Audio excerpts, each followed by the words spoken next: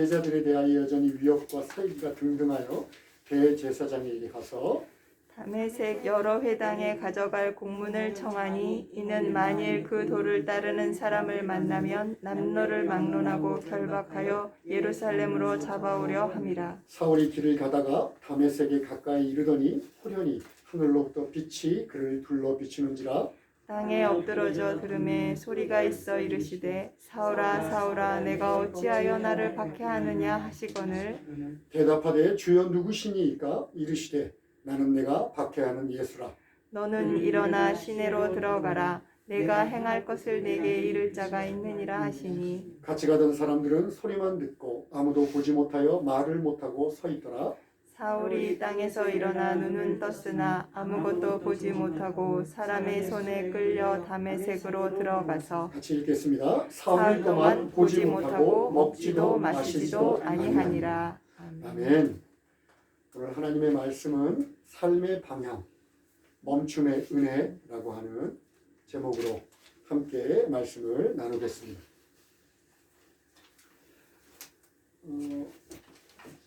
저는 젊었을 때 등산을 굉장히 좋아했어요. 등산. 굉장히 큰 한국의 유명한 산들, 뭐 지리산, 또 뭐 설악산 이런데 몇 박 며칠로 이렇게 종주하는 걸 굉장히 즐겨. 종주 아시나요?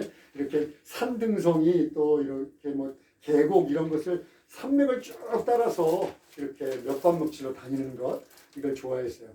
뒤에 무거운 배낭을 지고 또 텐트까지 지고 친구들하고 같이 이렇게 등산을 하는 게 정말 젊었을 때 저의 소중한 추억의 한 장면입니다. 산에는요 늘 선배들이 갔던 길이 있어요. 이렇게 길이 있고 또 이렇게 갈림길에 가면 빨간 리본이나 노란 리본으로 가야 될 길을 이렇게 가르쳐줘요. 그런데 이제 젊은 사람들이 대부분 그러하듯이 저도 젊었을 때 뭐 치기라고 해야 되나 무모함이라고 해야 되나 제 생각에 여기 이리 가면 훨씬 더 빠르게 갈 거라고 생각되지는 길이 있어요. 그러면 이제 그런 길로 들어갑니다. 조그만 동산 같은 데는 어떻게든 이렇게 찾아 올라갈 수가 있어요. 그런데 깊은 산들, 크고 높은 산들은 곧 있으면 그 빽빽한 나무들 사이에서 길을 잃어버립니다. 방향 감각을 잃어버려요. 그리고 지 마음대로 뻗어 있는 가지나 또 돌뿌리에 채이고 찢기고 옷이 찢어질 경우도 있고 그 다음에 살이 찢어지는 그런 경험도 해요. 무엇보다 한 번 딱 있었는데 정말 깜짝 놀랐던 순간이 있는데 이제 막 정신없이 이렇게 풀을 제치고서 딱 가려고 그러는데 등골이 서늘해. 그래갖고 앞에 딱 보니까 벼랑이에요, 벼랑. 그냥 절벽 같은데 바로 앞에서 멈춘 적도 있어요. 그럴 경우에 제가 선택할 수 있는 방법은 잠시 멈췄다가 이게 도저히 안 되겠다 생각이 되면 왔던 길을 더듬어서 돌아가는 겁니다. 우리들의 인생길도 뭐 똑같은 경우는 아니지만 인생을 살아가면서도 길을 잊어버리는 경우가 가끔 있습니다. 뭐 어떤 사람들은 특히 젊었을 때 내가 어디로 가는지도 잘 모를 때가 있어요. 그리고 왜 앞으로 걸어가야 되는지도 좀 모른 채 그냥 태어났으니까 할 수 없이 등 떠밀리듯이 이렇게 살아가는 경우도 있습니다. 그런데 뭐 불행하다고 해야 되나 아니면 위험하다고 해야 되나 자기는 바른 방향으로 가고 있다고 생각하는데 그런데 전혀 엉뚱한 방향을 향하고 있는 경우도 있습니다. 제가 산속에서 저쪽으로 가면 돼 하고 나는 분명히 바른 방향이라고 생각을 하고 가는데 전혀 엉뚱한 방향일 때가 있어요. 그런 인생을 길을 걸어가는 사람은요 제가 산에서 만났던 그 빽빽한 숲을 사이에서 방향 감각을 잃어버리는 것처럼 금방 어디로 가야 될지 모릅니다. 이거 어디로 가야 되지? 그리고 애써 막 도착을 했는데 여기가 아닌가 봐. 그리고 금방 당황하는 경우가 닥쳐올지도 모릅니다. 지멋대로 뻗은 나무가지 돌부리에 넘어져서 쓰러지는 것처럼 상처를 입는 것처럼 자기가 선택한 어떤 결정을 통해서 고난을 맞이할 수도 있어요. 또 사람들과의 관계가 굉장히 소중하니까 서로 상처를 주고받을 수도 있습니다. 그런데 심각한 것은요, 산은요, 보통 산 밑에가 한 5시쯤 해가 진다 그러면 산은 2시 반이면 해가 져버려요. 그리고 나무 숲에 들어가 있으면 금방까지는 이렇게 햇살이 나무 사이로 들어오는데 어느 순간 앞에가 깜깜해져 버립니다. 안 보여요, 아무것도. 그것처럼 누구나가 인정할 수밖에 없지만 영원히 올 것 같지 않던 인생의 황혼, 불현듯 닥쳐왔던 인생의 황혼에 내가 잘못됐다는 것을 깨달음에도 불구하고 이제는 어떻게 해볼 수 없는, 그렇게 홀로 깜깜한 어둠 속에 남겨지는 것 같은 그런 경우에 처해지기도 합니다. 제가 왜 시작부터 이렇게 우울한 얘기를 하냐면, 오늘 본문에서 그런 사람을 한 명 만날 수 있기 때문에 그래요. 바로 예수 믿기 전에 사울입니다. 사울. 1절과 2절을 보면 사울의 모습은 완전히 폭도 같아요. 무자비하고 살벌한 폭도 같습니다. 막 살기가 등등했다 그래요. 근데 사울은요, 사실은 자기가 믿고 있는 하나님에게 지금 최선을 다해서 충성하고 있는 중이에요. 유대교의 입장에서 보면 예수 그리스도를 하나님이다라고 믿고 따르는 예수 믿는 자들은요, 신성모독을 하고 있는 사람이에요.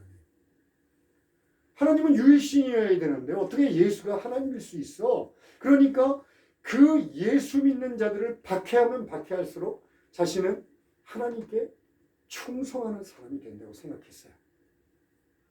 그런데다가 예수 믿고 나서 나중에 이제 많은 그 서신서들을 썼는데, 그 서신서들을 보면 중간중간에 그가 그의 출생, 그리고 출신 배경, 학문적 성취, 이런 것들에 대해서 얼마나 자부심을 갖고 있는지 은연중에 느낄 수가 있습니다. 그러니까 자신의 출신 배경과 학문적 성취와 사회적 배경을 가지고 스스로 판단하는 거예요.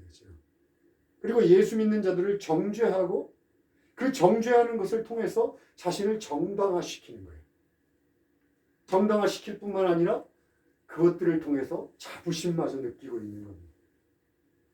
그러니까 그 자부심과 열심이 얼마나 대단했는지 다메섹이라고 하는 곳, 이곳이 얼마큼 떨어져 있냐면요, 예루살렘에서 다메섹까지 250km예요. 그러니까 그 당시에 여행길로 보면 보통 나귀를 타고 여행을 해요. 걸어서는 너무 먼 거리니까. 나귀를 타고 간다고 하더라도 사흘길을 가야 되는 거리예요.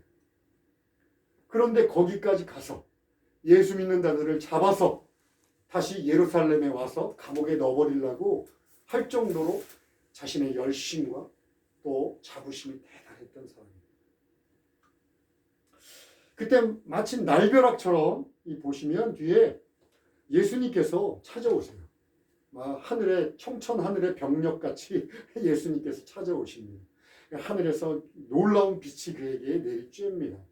아마도 그가 나귀 같은 거를 타고 있었다면 밑에 굴러 떨어져서 땅에 엎드려서 정신마저 혼미해졌을지도 몰라요. 그런데 예수님이 그렇게 강력하게 등장을 하셨는데 4절에 보니까 땅에 엎드려져 들으며 소리가 있어 이르시되 사울아 사울아 내가 어찌하여 나를 박해하느냐 하시거늘 그래요. 이 뉘앙스는 뭐냐면 죄를 탓하거나 벌을 주거나 그런 개념이 아니에요.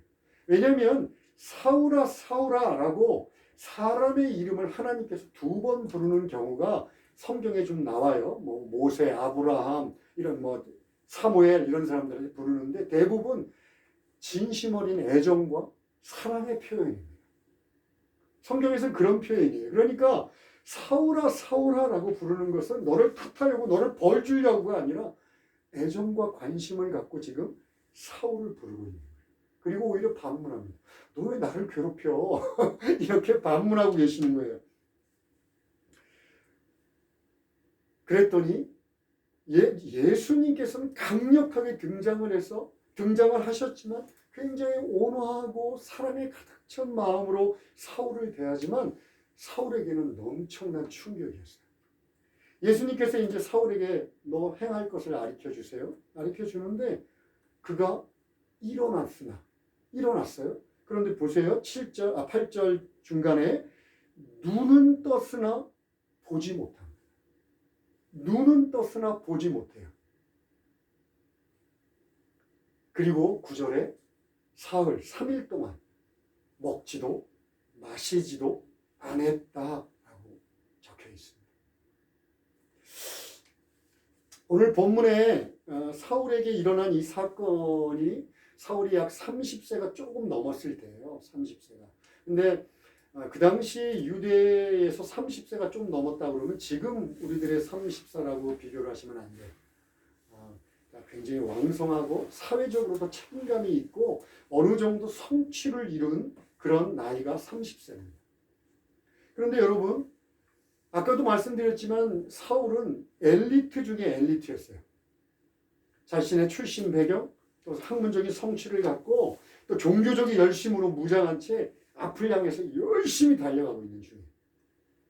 그리고 내게는 이제 장밋빛 미래가 펼쳐질 거야 생각하고 있습니다. 그리고 열심히 달려가요. 그런데 방향이 틀렸습니다. 방향이 틀렸어요. 살아가면서 얼마나 빠르게 또 열심히 그리고 또 효과적으로 달려가느냐 이것도 굉장히 어느 정도는 중요하다고 생각합니다. 근데 여러분, 방향이 정말 중요하잖아요. 어디로 가고 있는가? 우리가 어디로 가고 있는가?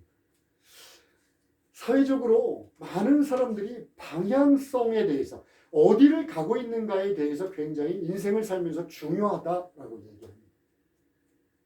그런데 방향이라고 얘기하면서 사람들은 어떤 생각을 가지느냐? 방향이 굉장히 중요해. 어디로 가는가가 중요해. 그러면 이 세상에서 얼마나 잘 먹고 잘 사는지, 얼마나 보람 있는 일을 하는지, 아니면 얼마나 즐겁게 행복하게 그리고 가치 있는 일을 하는지, 이것으로 내가 방향이 옳은가 이렇게 생각하는 경향이 있어요.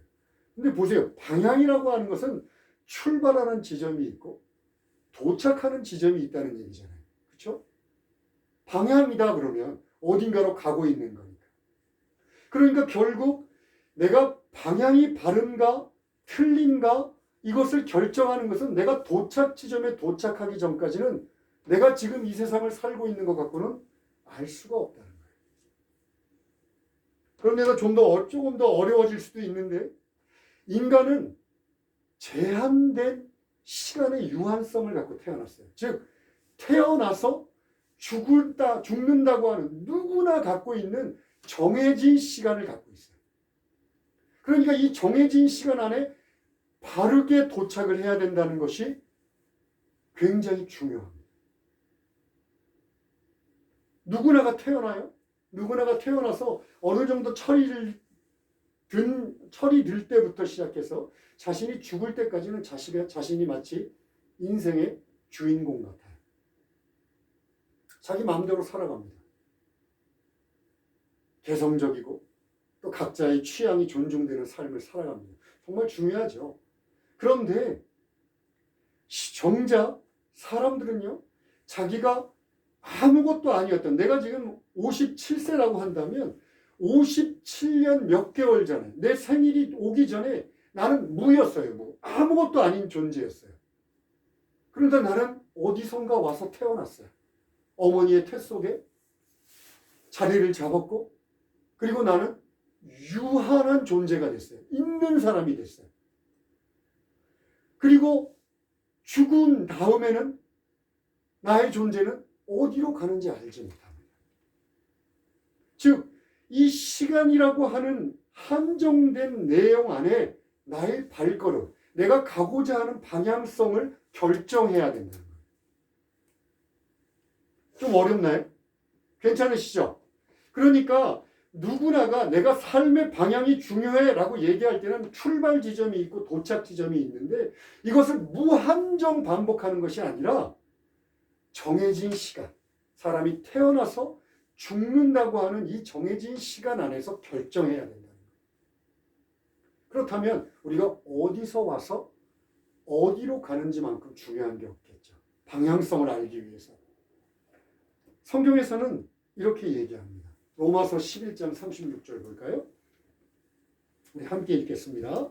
이는 만물이, 함께 읽을까요? 시작. 이는 만물이 주에게서 나오고 주로 말미암고 주에게로 돌아갑니다.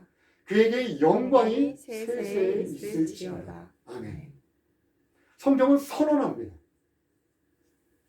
하나님께로부터 인간을 포함한 모든 피조세계가 하나님으로부터 나왔고 그리고 결국 하나님께로 돌아갈 것이다 라고 이야기합니다.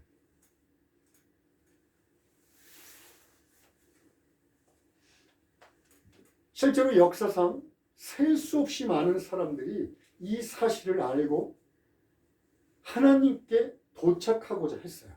어떤 방법으로?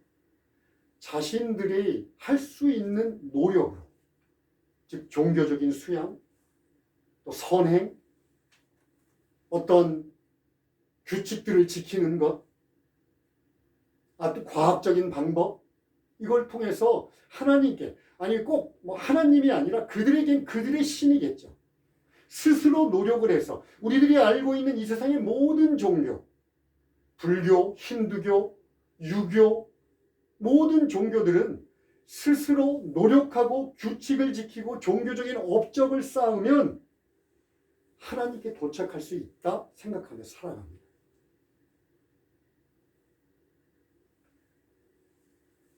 오늘 사울도 그렇게 열심을 냈던 이유가 있어요. 왜냐하면 율법을 지키고 또 장로들이 가르쳤던 그런 규칙들을 지키면 자기가 하나님께 가고 있다고 생각을 한 거예요. 그것을 열심히 지키면 자신은 결국 하나님께 도착할 거야 라고 생각했습니다. 그런데 아까도 얘기했지만 방향이 틀렸어요.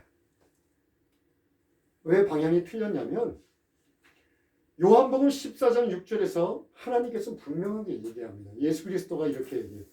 내가 길이고 진리고 생명인데 나로 말미암지 않고는 아버지께로 올 자가 없다라고 얘기합니다. 나는 길이요 진리요 생명인데 나로 말미암지 않고는 아버지께로 올 자가 없다. 세상에 많은 사람들이 기독교를 독선적이다라고 얘기합니다. 지만 잘났냐? 왜 진리가 너희한테만 있냐? 라고 너희는 너무 거만해 라고 얘기합니다. 그런데 하나님께서는 인간들에게 일일이 설명하지 않으세요. 길게 구차하게 변명하지도 않으십니다. 그저 선언하십니다. 내가 길이요 진리요 생명이니 나로 말미암지 않고는 아버지께로 올 자가 없다라고 얘기합니다. 왜냐하면 인간들은 자기가 생각하기에 자기들이 납득하면 머리로 이해하면 충분히 따를 것이라고 생각하지만 인간의 죄성은 그렇지 않아요. 아무리 길게 설명해도 사실은 원초적으로 하나님께 이르는 길을 발견할 수 없습니다. 언제부터? 최초의 인류 아담과 하와가 하나님께 등을 지고 자신의 삶을 살기로 결정한 이후로 인간의 죄성은, 인간의 죄는 절대로 스스로 하나님을 찾을 수 없습니다. 그러니까 하나님은 설명하는 대신에 본인 스스로가 그저 당신이 길이라는 것을 보여줍니다. 예수 그리스도가, 하나님 되신 예수 그리스도가 이 땅에 찾아오셔서 당신이 봐, 내가 이 길이야 라고 우리들에게 보여주셨어요. 뭘 통해서? 십자가의 죽음과 그리고 부활을 통해서 우리들에게 내가 하나님께 이르는 길이다 라고 분명하게 보여줄 뿐입니다. 진리는 설명되어지는 것이 아니라 우리가 보고 깨닫는 것이에요. 예수 그리스도는 이 땅에 오셔서 당신이 하나님이시면서 빌립보서 2장 6절 7절의 말씀처럼 하늘 보좌를 버리시고 이 땅에 오셔서 낮아지고 낮아져서 십자가의 죽으심으로 인하여서 우리들의 죄를 다 지시고, 그리고 그것으로 끝나는 것이 아니라 3일 만에 부활하심으로 당신이 얘기하신 것들을 다 그대로 이루셨어요. 그리고 봐 라고 선언하실 뿐입니다.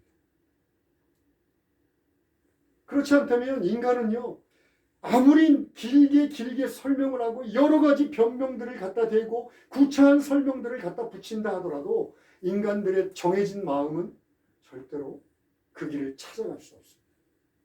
더군다나 이 세상의 종교는 어떤 종교냐면요, 자기가 잘못된 것을 깨달았어. 잘못된 것을 깨달으면 내가 수양을 쌓고 종교적인 업적을 쌓고 내가 여러 가지 규칙들, 잘못된 것들을 다 뜯어고치면 다시 원래의 길로 돌아갈 수 있다고 생각하는 것이 이 세상의 종교예요. 그런데 여러분, 인간들의 본성은 절대로 자기가 고치고 뜯어고치고 그리고 수양을 쌓아서 다시 돌아갈 수 없습니다. 오늘 사도 사울에게 예수님이 찾아오신 것은 바로 이 목적이에요. 사울이 아무리 많은 것을 배우고 대단한 출신 성분을 갖고 있고 그리고 하나님에 대한 열심을 갖고 있다 하더라도 그가 스스로 예수 그리스도를 통한 진리의 길로 나갈 수 없다는 것을 하나님은 아세요. 그러니까 예수 그리스도께서 스스로 찾아오실 수밖에 없습니다. 여러분, 제가 거듭거듭 말씀드리지만 하나님께서 우리들을 찾아오시는 것은 우리들을 이용하려고 우리들의 도움이 필요해서가 아닙니다. 오늘 사울에게도 예수님께서 찾아오셨어요. 너무나 당연하게 그가 아무리 대단한 출신 배경을 갖고 있더라도 하나님께 이르는 길을 스스로 발견할 수 없기 때문에 예수님께서 찾아오셔서 그 길을 예비하시는 길밖에 없었어요. 가르쳐 주시는 길밖에 없었어요. 더군다나 너를 징계하고 그 다음에 벌을 줘서 네가 죄값을 다 치르고 난 다음에 너를 하나님으로 인도할게, 이런 방법이 아니라 본인 스스로 자신이 그 사람의 죄를 지고 우리들의 죄를 지고 그리고 그 죄를 용서하시고 화해하는 방법을 통해서 하나님께 이르는 길, 그 길을 내시겠다라고 하는 것이 예수의 십자가예요. 아니, 예수의 십자가 길이 아니라 예수 스스로가 나는 길이라고 했어요. 즉 스스로 길이 되겠다는 얘기입니다.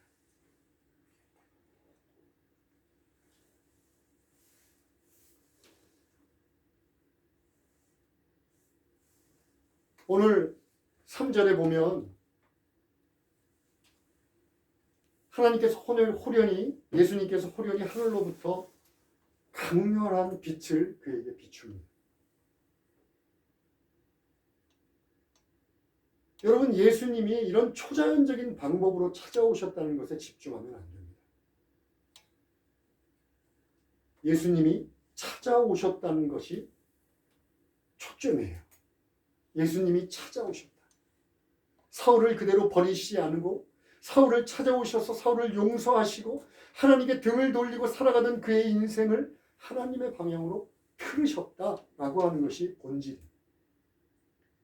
그리고 이 예수님이 그렇게 사울을 사랑했던 그 마음이 있었기 때문에 저와 여러분이 지금 여기 앉아 있는 거예요.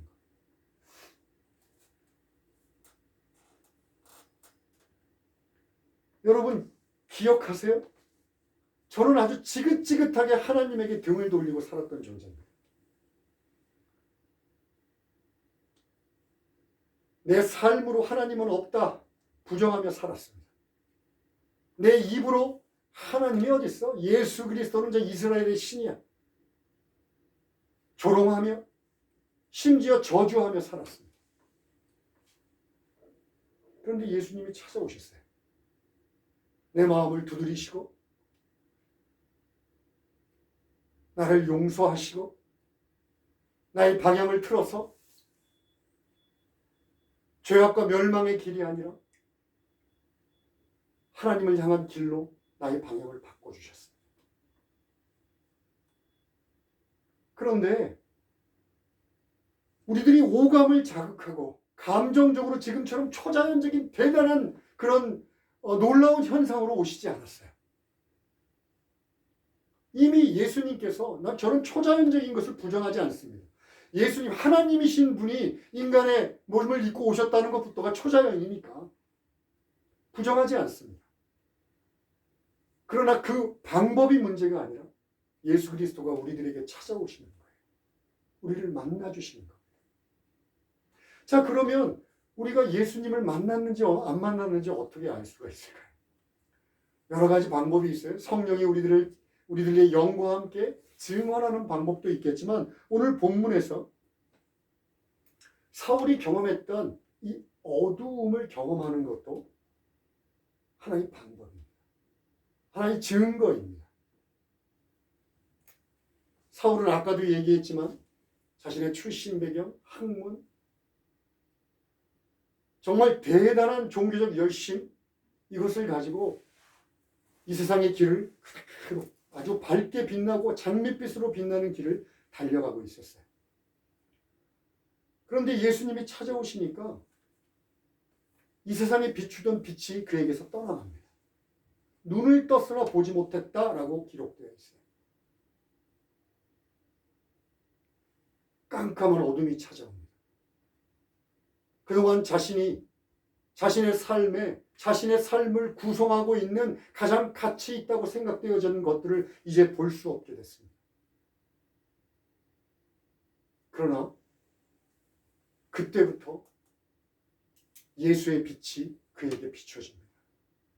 이 세상의 빛이 아니라 예수의 빛을 통해서 살아가는 인생이 됩니다.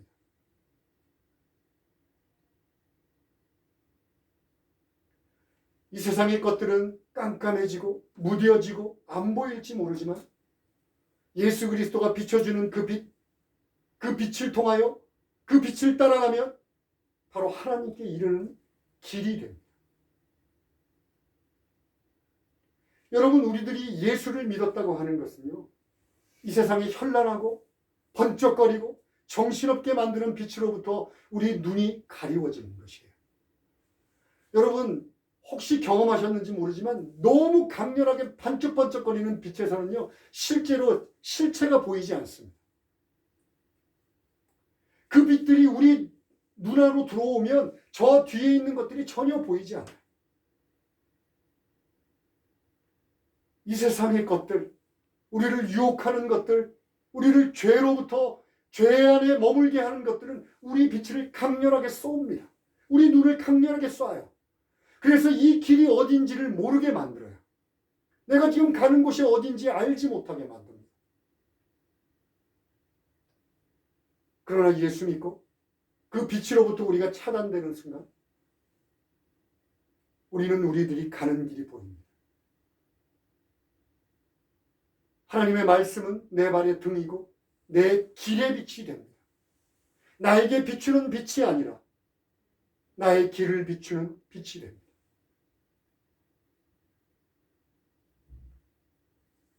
이 얘기는 여러분 스스로가 예수 그리스도를 믿었다면 정말 소중하고 가치 있는 것을 보기 위하여 자신의 눈을 감는 것도 포함합니다. 여러분, 우리는 완벽한 그리스도인이 될 수는 없어요. 이 세상을 살아가는 동안 완벽한 그리스도인으로 살아갈 수는 없습니다. 그러나 진정한 그리스도인은 될 수 있어요.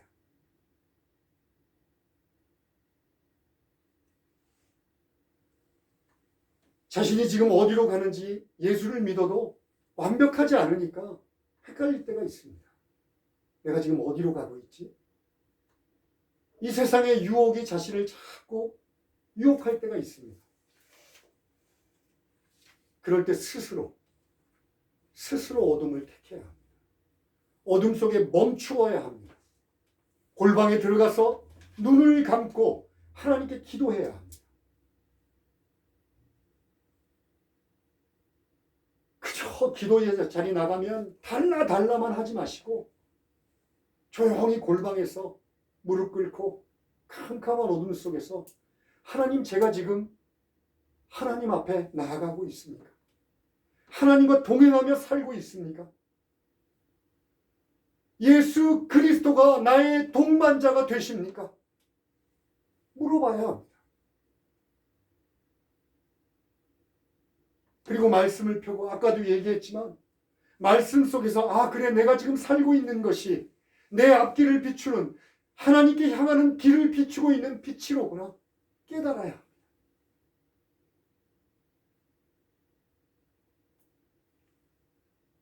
여러분, 이 예배 얼마나 소중한지 모릅니다. 의무감으로 와서 그냥 앉아있지 마시고 예배에 오면 내가 이 예배를 통하여 성경에 기록된 수많은 믿음의 선배들이 예배의 자리에서 하나님을 만났던 것처럼, 그 하나님의 영광을 만났던 것처럼 나도 하나님을 만날 수 있게 해주십시오. 소망하는 마음, 사모하는 마음으로 이 자리에 앉아 있어야 합니다. 그저 앉았다가 돌아가는 습관적이고 의무적인 예배가 아니라, 오늘도 나를 부르신 예수 그리스도께서 나를 만나기 위하여 준비하고 계시고 기쁜 마음으로 나를 지켜보고 계시구나 깨닫고, 하나님, 저를 오늘 만나 주십시오. 여러분, 그게 빛입니다. 그게 빛입니다. 여러분들의 인생이 바로 가고 있다는 빛입니다.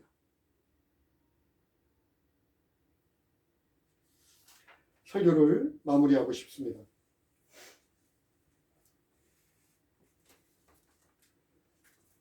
우리들의 인생은 장거리 마라톤이에요. 마라톤 그러면 절대로 쉬면 안 돼요. 마라톤에서 쉬는 순간 이제 끝입니다. 등수는 끝이에요. 그런데 인생의 마라톤은 쉬어야 합니다. 잠깐 멈춰야 합니다. 내가 제대로 된 코스를 지금 가고 있는가? 예수 그리스도를 믿고 예수 그리스도가 우리들의 인생길을 바꾸시겠다고 우리에게 찾아오셔서 우리 안에 거하시고 우리와 동행하지만, 우리들이 죄된 육신들은요 늘 경로를 이탈하고자 해요. 늘 경로를 이탈하고자 합니다. 그런 마음이 들 때 경로를 이탈해도 좋으니까 뛰는 게 중요해 하고 뛰어가면 전혀 엉뚱한 곳으로 갑니다. 저희 젊은 날의 치기 어린 모험처럼 엉뚱한 길에 가서 헤매다가 두려움에 휩싸여 다시 돌아올 수밖에 없습니다. 그때는 멈춰야 합니다. 예수님 앞에 비록 깜깜한 어둠 속에 자기가 홀로 떨어지는 그런 외로운 상황에 처해질지라도 그때는 멈춰야 합니다. 왜냐하면 한 번 빛으로 찾아오신 예수 그리스도는 절대로 우리를 떠나지 않으세요. 절대로 우리를 떠나지 않습니다.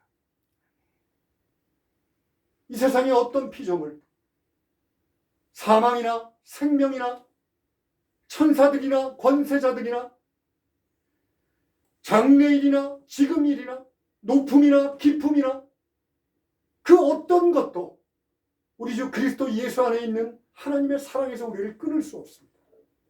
그러니 안심하고 멈춰야 합니다. 그리고 하나님께 물어봐야 합니다. 하나님, 제가 지금 하나님께 가고 있습니까? 하나님을 향하고 있습니까? 기도로, 말씀으로, 그리고 빛나는 이 예배로 자신의 길을 확인해야 합니다. 그렇게 일주일에 한 번 예배의 현장에 나와 드리는 이 예배는 너무나 소중한 쉼표입니다. 시간을 뺏기는 것이 아니라 내가 하나님을 향하고 있는가? 그것을 점검하는 예수 그리스도의 은혜가 되는 것입니다. 인생이라고 하는 마라톤에서 여러분 멈춤은 은혜입니다. 멈춘다고 뒤처지지 않습니다. 멈춤은 은혜입니다. 기도하시겠습니다. 하나님 아버지,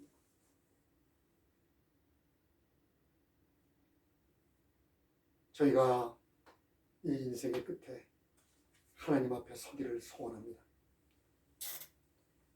내 착하고 충성된 종아, 내가 너를 사랑하였다라고 하는 하나님의 음성을 듣기를 원합니다. 아버지, 제가 인생에 뒤처질까 봐 멈춤의 은혜를 무시하지 않게 해주시옵소서. 조용히 더 가치 있는 것을 붙잡기 위하여 이 세상의 것들을 버릴 수 있는 용기도 허락해 주시옵소서. 감사하고 예수님의 이름으로 기도합니다. 아멘.